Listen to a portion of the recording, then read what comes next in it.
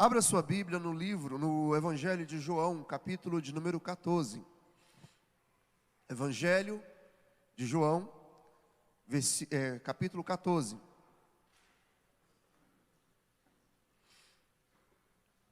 Eu tinha pedido até para o Vitor hoje cantar no final uma música, que é o tema da ministração. Ele, pastor, eu posso cantar na hora do louvor? Pode cantar, não tem problema não. E o tema da nossa ministração é quando Jesus é o centro de tudo. Jesus é o centro de tudo. Amém? Jesus é o centro de tudo. João capítulo 14, versículo de número 6.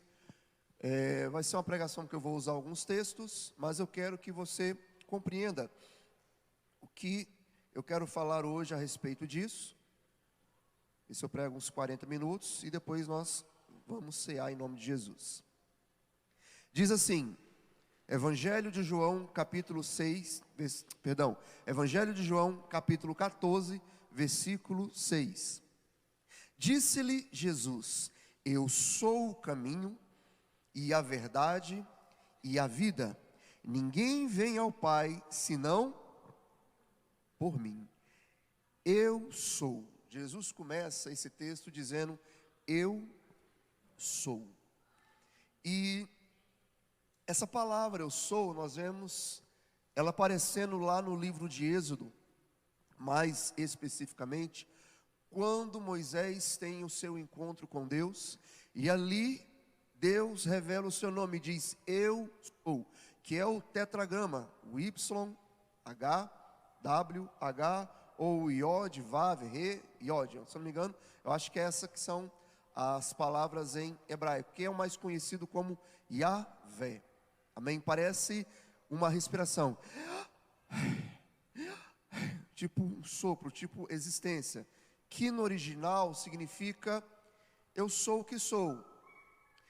Por isso nós não falamos que Deus existe, porque o nome dele é como se fosse alguém que não fosse criado. Porque se a gente existe, significa que temos então um princípio.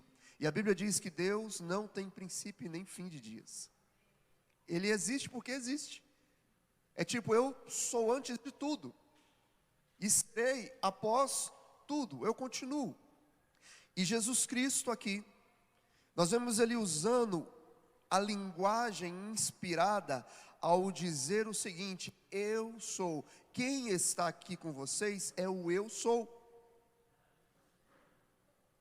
Nós vemos no Evangelho de Mateus, no Evangelho de Marcos, no Evangelho de Lucas, uma mesma constância. O Evangelho de João, ele dá uma destoada. Tanto é que nós dizemos na teologia que os 3 primeiros evangelhos são sinóticos, e o Evangelho de João é universal, porque ele preza para mostrar Jesus divino, a divindade de Cristo. Tanto é que logo no comecinho,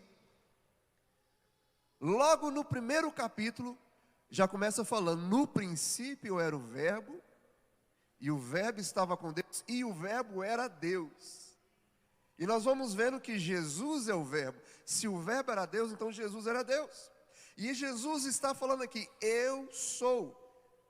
Por isso que muitas vezes quando ele fala eu sou, antes que Abraão existisse, eu sou, e os judeus pegavam em pedra. Por quê? Você está dizendo que você é Deus, você está se passando por Deus. Eu sou. E ele diz bem claro: eu sou o caminho, não um dos caminhos. Eu sou uma das verdades. Não, ele diz: eu sou o caminho, eu sou a verdade, eu sou a vida. Sempre artigo definido no singular. Ou seja, único. Eu é que sou o caminho, eu é que sou a vida, eu é que sou o que vocês necessitam da verdade. E como filho, Cristo como filho, ele passou essa identidade. Jesus Cristo tem uma identidade, e a identidade dele é como sendo o único Filho de Deus. Tanto é que em João capítulo 3, no versículo 16, a Bíblia diz que Deus amou o mundo de tal maneira que enviou o seu único Filho, o unigênito, único Filho. Nós não éramos filhos, deixo bem claro isso. Nós não éramos filhos. Ali, em João capítulo 3, versículo 16, não diz que Jesus era o primogênito, diz que ele era o único. Mas aí, nós vemos ali no comecinho do Evangelho de João, que fala o seguinte, que ele veio para o que era seu, mas os seus não o receberam, mas todos quanto o receberam, foi-lhe dado o poder de se tornar filho de Deus. Ou seja, então nós não éramos. Mas quando recebemos Jesus como nosso Senhor, quando reconhecemos que Ele é o Filho de Deus, que reconhecemos que estávamos longe de Deus, e que Ele é a ponte que nos reconecta com Deus, que aquilo que Adão fez lá no Éden, que quebrou a nossa conexão, a nossa ligação, em Cristo Jesus somos reconectados. O primeiro Adão caiu e quebrou, o segundo Adão, que é Jesus, nos reconectou. O primeiro foi carnal, o segundo é espiritual. Nós vamos compreendendo que o nosso espírito estava morto, mas em Cristo Jesus nós somos vivificados.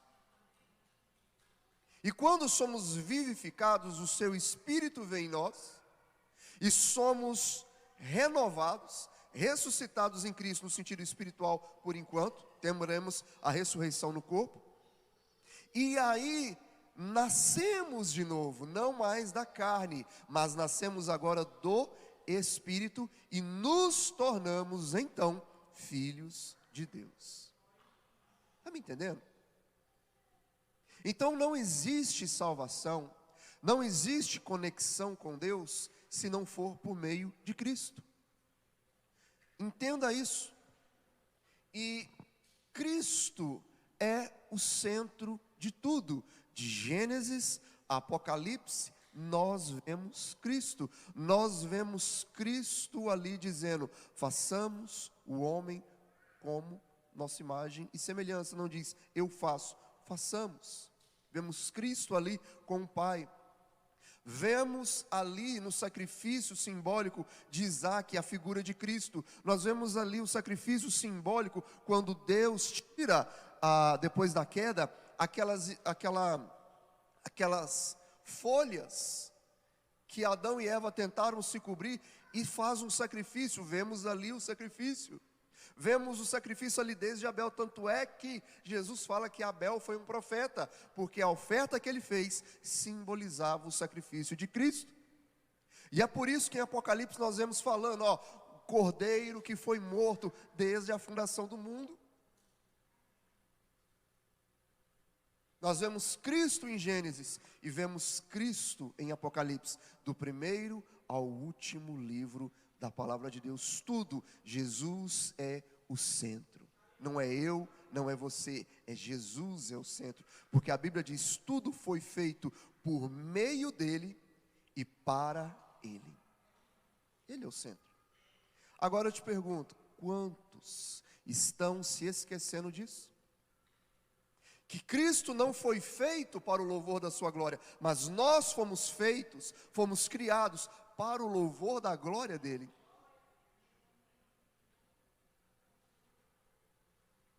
Atualmente, nós vemos muitas misturas e pregações, muitas vezes como se fosse um evangelho coach, focando no bem-estar, no dinheiro, nos bens, pregando uma pregação sempre leve, sempre superficial, até os cultos com as canções, muitas das vezes, tocando ali no emocional, se esquecendo, muitas das vezes, da essência do Evangelho. Não é verdade? Das doutrinas fundamentais da palavra de Deus, dos rudimentos, dos fundamentos. E as pessoas vêm para um culto, não para colocar Jesus no centro, mas para, eu sou o centro, Deus olha para mim, se não fazer do jeito que eu quero, do jeito que eu gosto, da maneira que eu penso, você não será meu Deus. Com coisa que Deus precisa da gente. Estamos vivendo uma geração que tem uma dificuldade em se submeter à vontade e à palavra de Deus como ela é. Uma dificuldade em se submeter ao senhorio de Cristo e dizer: Senhor, Tu és o Senhor, Tu és o centro da minha vida. Não seja o que eu quero, mas seja, Senhor, o que Tu queres. E aí por isso que nós vemos tantos tentando adequar a palavra de Deus, e alguns até tentam atualizar a palavra de Deus, e alguns misturam na cara dura a palavra de Deus, e faz uma bagunça. Gente, Jesus, Ele não foi criado da nossa cabeça, Ele é quem Ele é. Ele é quem Ele deixou, quem Ele manifestou, o que Ele colocou para ser. A Bíblia diz, se não me engano, está lá no Evangelho de João, capítulo 6, quando ele começa uma multiplicação dos pães, e ele fala algumas coisas, e as pessoas tentam fazê-lo rei naquele momento. Ou seja, um rei que vai enfrentar ali o exército romano. Ele fala: opa, minha missão por enquanto não é essa que não, vocês estão se enganando a respeito do que eu sou, do que eu vim fazer. E aí de repente tem uns que levantam as palmeiras ali, as folhas, e cantam hosana, e logo depois ele sai para ser crucificado. Queridos, o ser humano, ele tem que entender quem é Jesus, porque senão uma hora você, no mesmo momento que você glorifica Ele, você quer crucificá-lo. No mesmo momento que você fala: esse é meu Senhor, de repente é duro esse discurso. No Evangelho de João, no capítulo 6, a palavra de Deus fala o seguinte: que ele estava pregando o Evangelho, estava tudo bonito, ele tinha discípulos. A Bíblia não diz seguidores, diz discípulos. Até o momento que ele começou a falar: ó, eu sou o pão da vida, eu sou o pão vivo que desceu do céu, vossos pais comeram maná no deserto e morreram, está aqui alguém que é diferente de Moisés, porque aquele que comer de mim, jamais terá fome, jamais terá sede. Logo depois ele ter multiplicado os pães, multiplicado os peixes, logo depois ele ter andado por sobre as águas, ele falou isso, e aí ele começou a falar: porque a minha carne é comida de verdade, é vida, e o meu sangue é bebida para dar vida a vocês. Aquele que não comer da minha carne, aquele que não beber do meu sangue, não tem parte comigo. E aí o pessoal: espera um pouquinho, como é que a gente vai comer de sua carne? Como é que a gente vai beber do seu sangue? E Jesus fala: é isso mesmo, vocês estão entendendo? E aí a palavra de Deus diz o seguinte: dura esse discurso, quem pode ouvir, quem pode suportar? E a Bíblia diz que muitos discípulos, não eram seguidores, eram discípulos, deixaram de o seguir, não andavam mais com ele, começou a achar que ele era doido, pirado. Só que eles não entendiam que Jesus estava falando das coisas do Espírito. Tanto é que um pouquinho antes dele falar isso, ele diz o seguinte: aquilo que é carne, mas o que é espírito é espírito. A carne para nada se aproveita. Entenda que as palavras que eu vos digo são espírito e vida. Entenda que eu não estou falando para vocês comer carne nem sangue, literalmente não, porque senão eu estou contrariando a palavra de Deus, e eu não vim contrariar a palavra de Deus, eu vim cumprir. Sejam sábios. E eles não estavam entendendo, e eles começaram a achar duro o discurso de Cristo. Porém, mais na frente, nós vemos que na ceia, ele pega o pão, igual a gente vai cear aqui hoje, e diz: eis aqui o meu corpo, eis aqui a minha carne. Depois ele pega o cálice e fala: eis aqui o meu sangue, o sangue da nova aliança. Ele não está dizendo que a minha carne vai se transubstanciar, vai virar neste pão aqui de verdade a minha carne, porque senão seria canibalismo. É o símbolo. Ele queria dizer o seguinte: aquele que está entendendo que o meu corpo foi dilacerado por vocês e que meu sangue foi derramado para comprar vocês, este tem parte comigo. Mas eles queriam servir Jesus de outra maneira. E infelizmente hoje, nós vemos pessoas que entram vazios em igrejas, em determinados locais, que ao invés de pregar o Evangelho, que Jesus é o centro de verdade, mas fica focando no homem, eles entram vazios e saem vazios. Estou mentindo? Há uns 30 anos atrás, a gente só escutava que existia católicos não praticantes. Qual que é a sua religião? Qual é a sua fé? Sou católico, mas eu não vou na igreja, sou católico não praticante. Quando você perguntava para um crente, para um evangélico, você não escutava, eu sou um evangélico não praticante. A gente nunca escutava isso. Hoje em dia está na moda. Só que eles não falam não praticante, eles falam desigrejado, não estou na igreja. Sou evangélico, mas não frequento igreja. E dá na mesma.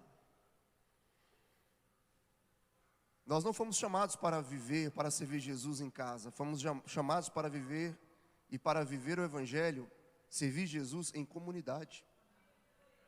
Não adianta você falar, eu quero o noivo, mas não quero a noiva. Amigo, se você chegar na minha casa e falar, eu estou aqui para te ver, mas manda a Liz embora aí que eu não quero ver a cara daquela mocarema. Amigo, você não passa da porta. Não passa da porta. Se você não aceita a minha esposa, vai querer o que comigo? Samuel, eu gosto muito de você, mas a Liz eu odeio ela, mas amizade para mim não serve. Você aceitaria alguém chegar na sua casa e falar, gosto muito de você, mas eu detesto os seus filhos. Daqui para lá, não quero sua amizade. Acabou. Acabou. Porque você se veste direitinho, porque você é muito bonitinho, mas seus filhos gritam tanto. Mas a sua esposa, olha, aquele cabelo, o seu marido é meio, fala alto. Amigo, não interessa. Jesus é muito lindo, mas a igreja dele, mas Jesus morreu por essa igreja. Ele não morreu por uma pessoa perfeita, ele não morreu por uma igreja perfeita. Me fala uma igreja que é perfeita. Não, essa igreja não tem defeito.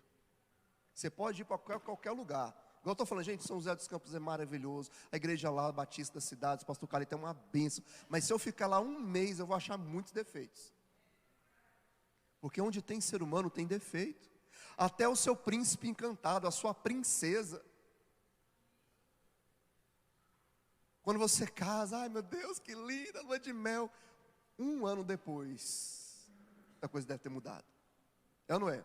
E quem tem 5, 10 anos, 15 anos, 20 anos de casamento, meu amigo, muitas das vezes está casado por um milagre. É por fé, é por sacrifício, é por renúncia. Meu amigo, onde tem ser humano tem problema. Cristo é o centro, e se Ele mandou nos amarmos a nós uns aos outros, como Ele nos amou, é porque Ele está mostrando uma lição, vocês não são perfeitos, então aprenda comigo, amém? Glória a Deus. Agora eu vou te dizer, sabe por que muitas igrejas, muitos locais, tem pessoas vazias que estão, ao invés de procurar Cristo, eles ficam procurando os bens. Eu quero na igreja ali, e a igreja que fala que eu vou ganhar iates, que vou comprar muitas casas, e lota. Sabe por quê? Porque a recompensa para ele não é Jesus, a recompensa para ele ainda são as coisas aqui deste mundo. Marcos Lucado, ele diz o seguinte: a recompensa do cristianismo é o próprio Cristo. A maior recompensa que você pode ter em servir a Jesus é Jesus. A maior bênção é Jesus. A maior bênção é você saber, Jesus Cristo habita em mim, Jesus Cristo enviou o seu Espírito em mim. Essa é a maior bênção. As outras coisas são acessórios, as outras coisas são supérfluas. As outras coisas podem passar, até mesmo relacionamentos, mas Cristo é a maior bênção. Jesus Cristo em mim, a esperança da glória. Essa é a maior conquista, esta é a maior bênção, esta é a minha maior recompensa. E se um dia eu for fazer esse seminário de finanças que eu falei, a gente vai bater nisso aqui também, para você colocar Jesus em primeiro lugar. Jesus é aquele que está ali, no centro de tudo, as coisas estão em volta dele. Enquanto Jesus for o centro, nada vai abalar a sua fé. Muitas pessoas não conseguem ficar na igreja, ou perdem a fé, sabe por quê? Porque as coisas que eram para ser acessórias se tornam principal, e quando aquilo não sai do jeito que ele programou, ou achou que seria de uma determinada forma, ele fica frustrado.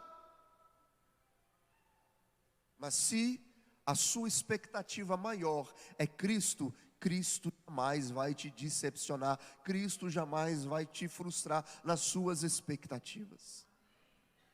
E as coisas podem cair ao seu redor, mas você fala: meu Deus continua fiel, Ele continua firme, e a minha vida está nas suas mãos. Eu sei que Deus tem um propósito. Quinta-feira mesmo, eu falei aqui sobre a vida de José, que está lá no livro de Gênesis, no finalzinho.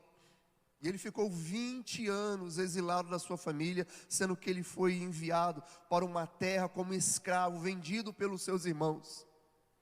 E ali, ele teve momentos que ficou lá em cima, e teve momentos que foi lá embaixo. Teve momentos que Deus abençoou ele tremendamente, mas teve momentos que ele foi injustiçado. Mas jamais ele se afastou de Deus. Jamais. Ele estava ali, vivendo dias bons na casa de Potifar, estava com Deus. Foi injustiçado, fugiu da mulher de Potifar, queria ter um relacionamento com ele. Injustiçado, ele foi condenado e foi preso. Ele ficou com Deus ali na cadeia. Permaneceu 2 anos ali, sem espraguejar, até o momento que Deus o levantou e colocou ele ali como sendo governante de todo o Egito, abaixo só de Faraó. Deus deu revelação para ele de como iria conduzir aquela nação e iria abençoar o mundo todo. Tanto é que o nome que eles colocaram para ele foi Zafanete Paneia, o Salvador do mundo, porque aquela administração que ele fez de guardar alimentos num período que haveria de fome, foi uma administração, e ele salvou não o Egito apenas, mas o mundo antigo todo. De repente ele tem um encontro com aquelas pessoas que o venderam, os seus próprios irmãos, ao Egito. O venderam ali para os midianitas, que fizeram tudo aquilo, passados 20 longos anos. E a Bíblia diz que ele teve aquele encontro, começou a fingir que não estava entendendo. O som Egito, eles não reconheceram, até o momento que a Bíblia diz que ele se deu a conhecer aos seus irmãos e chorou o grande choro. E aí, ao invés dele se vingar dos seus irmãos, a Bíblia diz o seguinte: não temam, ficam tranquilos, porque Deus me enviou para cá, porque tinha um propósito na minha vida, para a conservação de toda a vida, não só da nossa, mas do mundo todo. Não fique preocupado, porque esse era o plano de Deus, esse era o propósito de Deus. Queridos, tem sofrimentos, tem lutas que você vai passar, tem circunstâncias que vão tentar te abalar, mas quando Deus é o centro na sua vida, no final você vai entender o propósito de tudo. Como foi com José. José ali naquele momento, 20 anos depois, ele fala com seus irmãos, ele podia matar aquelas pessoas, ele tinha o poder para se vingar, mas ele disse: fica tranquilo, foi Deus que me enviou para cá, isso que tudo era no plano de Deus. E ele nunca se afastou de Deus. Ele via Deus em tudo. E ali ele abençoou tanto a vida dos seus irmãos, trouxe o seu pai, salvou. Eles ficaram 400 anos ali, só que Josué era um homem tão visionário, ele estava tanto no propósito de Deus, colocava Deus tanto no centro, que ele falou: a gente está no Egito, mas o nosso pai Abraão tinha uma promessa que a terra seria outra. Quando chegar o tempo de sair, põe aqui um decreto: os meus ossos serão levados daqui para a terra lá que mana leite e mel. Está me entendendo?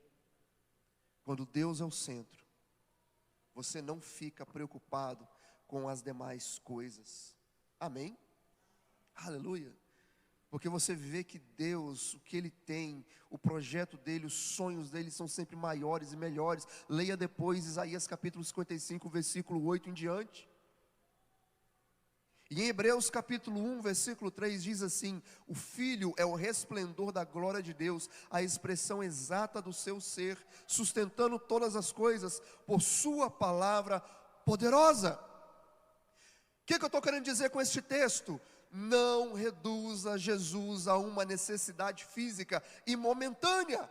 Ele é tudo e Ele sustenta todas as coisas, sendo o reflexo exato da glória de Deus.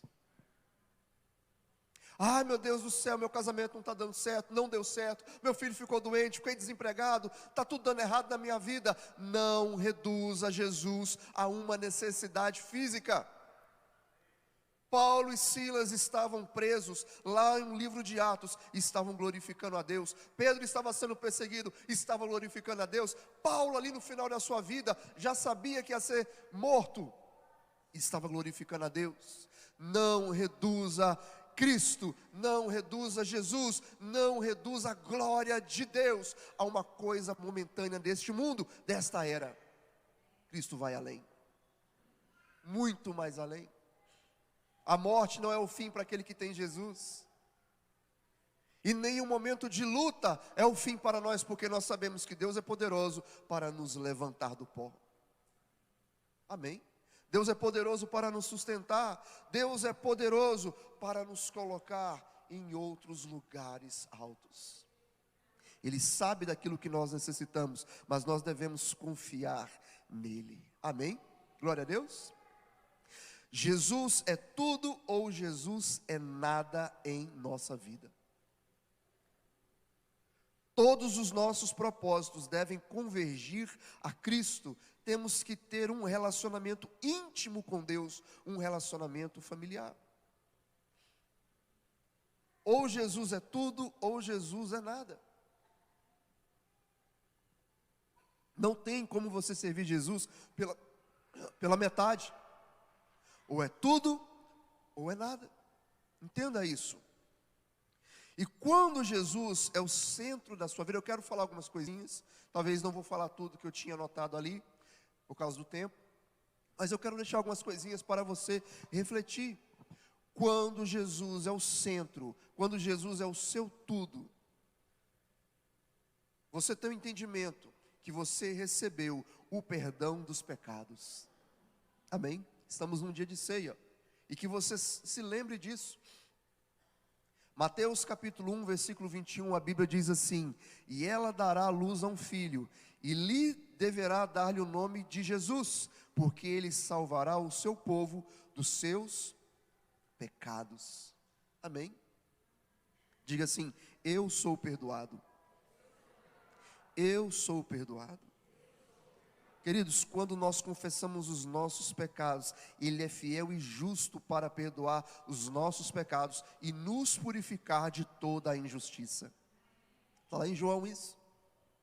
Não se esqueça, quando Jesus é o centro, você não vai ficar preocupado, e agora? O problema é que tem muitas pessoas que vivem numa religiosidade. Ontem eu estava falando, não lembro com quem, acho que foi até aqui ontem no culto, no final, gente, com quem eu falei? Não estou lembrado mesmo. De religiosidade. E eu me lembro, quando eu era criança, nós morávamos no interior, meu pai estava fazendo uma obra, lá na Bahia, de missionário. E eu lembro que eu estudei com um rapaz, eu deveria ter o quê? Uns 8, 9 anos de idade. E ali, na hora do intervalo, a gente ia jogar bola. E eu me lembro que tinha um rapaz, um menino, uma criança, que ele era filho de um pastor, de uma igreja, que eu não quero falar o nome aqui, mas era uma igreja mais conservadora, assim, no sentido, religiosa. E todo mundo ia para a escola, às vezes de bermuda, de calça, e ele tinha que ir com calça social tipo a minha, porque não podia usar jeans, jeans era pecado. Às vezes ele tinha que ir quase de gravata, tinha um uniforme, colocava. E eu me lembro que a gente, quando ia jogar bola, ele ficava só olhando. A gente chamava ele: vem fulano, vem Beltrano jogar bola. Ele falava: não posso, meu pai me proíbe, porque ele disse que é pecado. Gente, é tanto pecado que a gente já tem que pedir perdão para Deus, e o pessoal ainda fica inventando pecado. É complicado, né? E aquilo que muitas das vezes é o pecado mesmo, a gente faz vista grossa e fica vivendo a doutrina dos homens. É como diz Jesus lá, vocês ficam olhando se os discípulos lavaram ou não lavaram as mãos. Meu amigo, os pecados mesmo, aquilo que provém, que faz o mal para você, aquilo que te contamina, é o que está dentro de você, está dentro do seu coração. Isso é tradição de homens.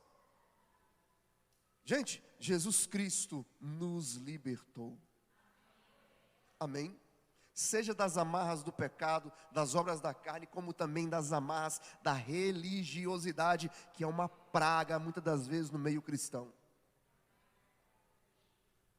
Por isso tem muitas pessoas que crescem assim com raiva de igreja, porque ao invés de pregar o evangelho de verdade, fica pregando doutrina de homens, semeando contenda, coisas que a Bíblia já nos libertou, mas está lá, ó, vamos nos preocupar com as vestimentas assim, assim, assado. Se você não entrar aqui, se você não pregar de terno e gravata, está em pecado. Meu amigo, é muita coisa. Mas a Bíblia nos diz que em Cristo nós somos perdoados. Amém?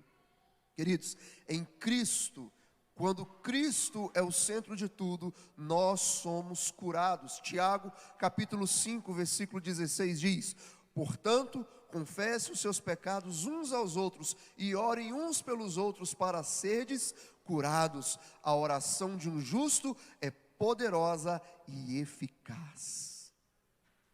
Amém? Estou ferido, estou amargurado, seja fisicamente ou na alma, Cristo é poderoso para nos curar. Está me entendendo? Ele cura, Ele liberta. Se o Filho do homem vos libertar, verdadeiramente sereis. Entenda, Cristo Jesus veio para nos curar, para nos trazer uma leveza. Vinde a mim todos vocês que estão cansados e oprimidos, que eu vos aliviarei. Amém? Jesus pode ir lá e arrancar o seu rancor, pode ir lá arrancar o seu ódio, pode ir lá arrancar as suas mágoas, pode ir lá arrancar o câncer, a AIDS, qualquer enfermidade. Mas nós temos que crer no poder da oração e no poder da confissão. Se tem coisas te amargurando, não guarde para você. Nós estamos aqui numa comunidade, como uma família. Procure o pastor, procure um líder, procure alguém, desabafe, procure alguém que você tem confiança, sabe que é uma pessoa de caráter, e ali busque ajuda. Nós estamos aqui para ajudar uns aos outros. Ninguém faz nada sozinho. Está me entendendo? Ninguém faz nada sozinho. Tem pessoas que querem mudar sozinho, você não muda sozinho. É igual pessoas que falam: pastor, eu estou pecando muito, eu fiz muita coisa errada, quando eu mudar eu volto para a igreja. Meu amigo, isso é um pensamento diabólico, porque se você na sua casa está sofrendo isso tudo, é aqui que você vai conseguir ajuda. Não deixe de congregar, por pior que esteja a sua vida, porque aqui é o lugar onde nós curamos, onde nós libertamos, é onde Deus age. Amém? Glória a Deus. Segunda coisa que eu posso falar, quando Jesus é o centro na sua vida, é que você entende a filiação espiritual. João capítulo 14, versículo 18 diz: não os deixareis órfãos, voltarei para vocês.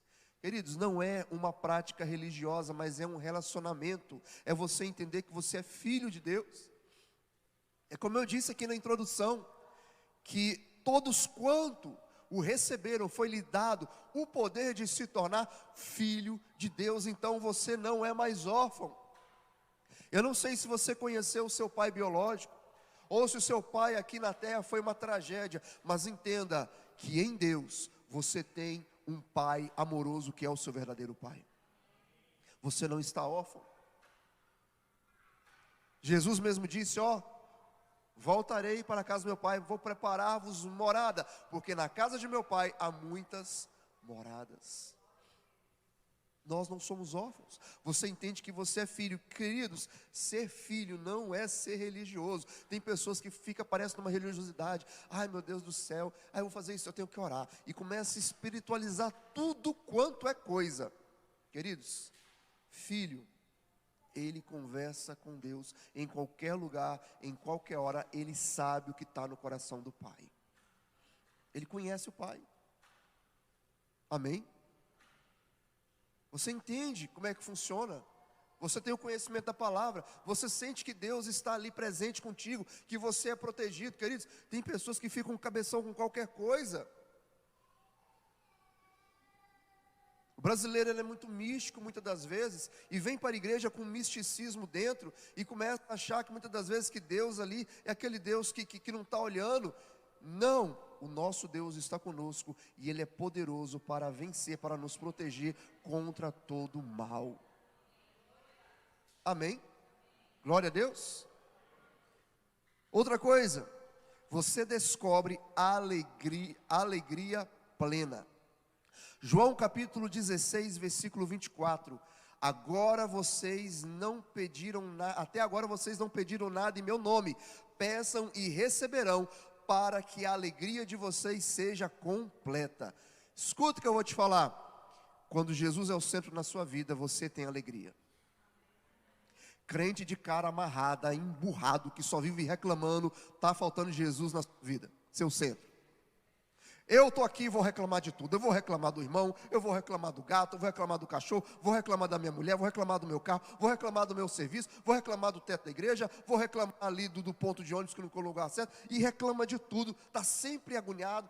Sempre quando você vai falar com a pessoa, está tudo negativado, é sempre negativista, nunca nada vai dar certo.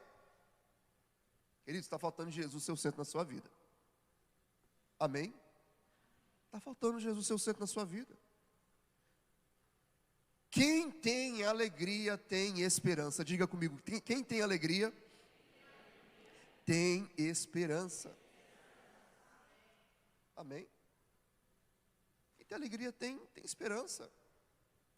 Hebreus capítulo 1, versículo 9. Amas a justiça e odeias a iniquidade. Por isso Deus, o teu Deus, escolheu-te dentre os teus companheiros e ungiu-te, ou seja, você foi ungido com um óleo de alegria. Queridos, que Deus possa derramar um óleo de alegria. E a alegria que eu estou falando aqui não é aquela unção do riso, que o pessoal começa a rir do nada, e não para de rir, não é isso que eu estou falando, não. É você transbordar alegria, positividade, é você transbordar confiança, esperança. Amém? Está tendo uma crise aí, mas o meu Deus está comigo. O meu carro estragou. Estragou, sabe por quê? Porque Deus está me livrando de um acidente ali na frente. Não é assim? Estou sem internet, acabou a internet. É porque Deus está mandando eu ler a Bíblia. É para me desconectar do raio do Instagram. A gente tem que começar a ver as coisas, Deus em tudo. Quando você toca alegria, nada fica ruim para você. Querido, está Paulo e Sila presos lá, com os pés lá amarrados, sujo, com frio, com fome. Rapaz, vamos nos alegrar com Deus, vamos cantar louvor aqui e adorar a Deus. Independente da circunstância, independente do lugar, vamos adorar a Deus. Amém? É desse jeito que a gente tem que ser. Mais 5 minutinhos aqui para a gente cear. Quando Cristo é o centro, você desfruta de paz interior. Queridos, é um processo. Veja, quando você tem consciência que você é perdoado, que através de Cristo você tem intimidade com Deus, que você tem alegria, logo vem paz interior. Não a paz do mundo, mas a verdadeira paz que só Cristo pode nos dar. João capítulo 14, versículo 27. Deixo-lhes a paz, a minha paz lhes dou, não dou como o mundo dá. Não se perturbem os seus corações, nem tenham medo. Por quê? Porque a paz do mundo é uma mentira. A paz do mundo é condicionada. A paz do mundo é limitada, a paz do mundo pode mudar em qualquer circunstância, mas a paz que temos em Cristo, é aquela paz, o meu nome está escrito no livro da vida, eu vou morar no céu, eu estou com Deus. Tem um Deus que me ama, que cuida de mim, que as lutas que eu passo eu não estou sozinho, Ele está comigo, e você vive por fé e não por suas emoções. Escuta o que eu vou te falar, a verdadeira paz, sabe por que nós temos a verdadeira paz? Porque a nossa paz é por meio da fé. A paz que o mundo dá é aquela paz emocional. Você vive de emoção. Eu postei um vídeo, tem 50 curtidas. Emoção. Eu pisquei e fulano piscou para mim. Aquelas coisas relacionadas à emoção. Eu recebi meu salário, estou motivo, estou feliz. Veio o 13º, ganhei um bônus. Não é essa paz que eu estou falando. A paz que eu estou falando é aquela que vem de Cristo. É essa certeza que você está alegre, que você tem relacionamento íntimo com Deus. Eu sou filho de Deus. Eu tenho confiança porque eu sei que eu vou chegar a Ele. Eu tenho um livre acesso, os meus pecados estão perdoados. Eu fui comprado pelo sangue de Cristo. Amém? Rapidinho aqui.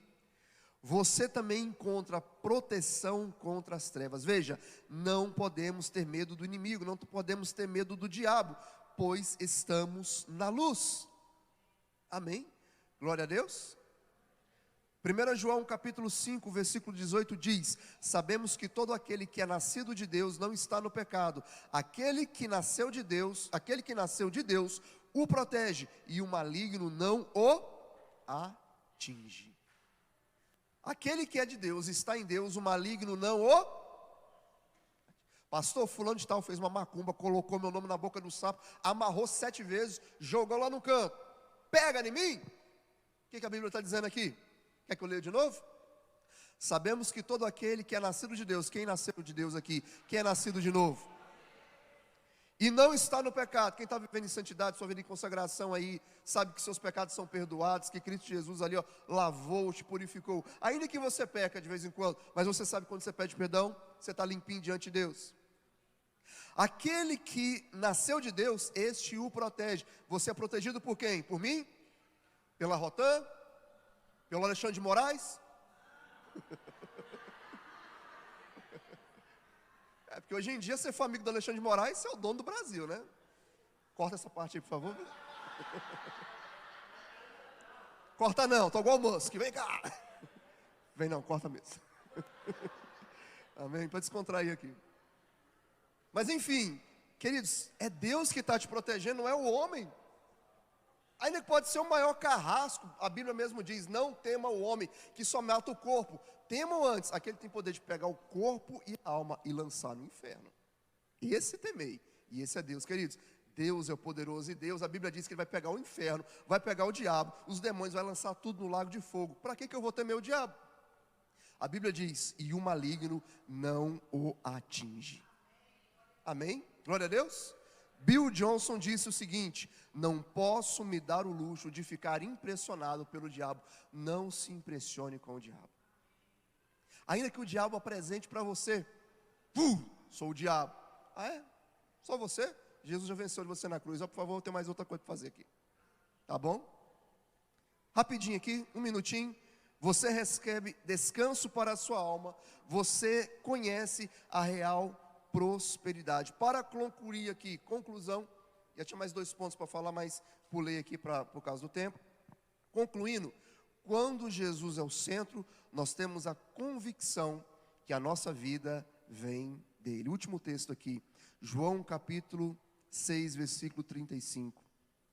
Então Jesus declarou: eu sou o pão da vida, aquele que vem a mim, nunca terá fome, e aquele que crer em mim, nunca terá sede. Ou seja, quando Jesus é o centro da sua vida, tudo é suprido. Amém? Tudo é suprido. Se coloque de pé, vamos orar.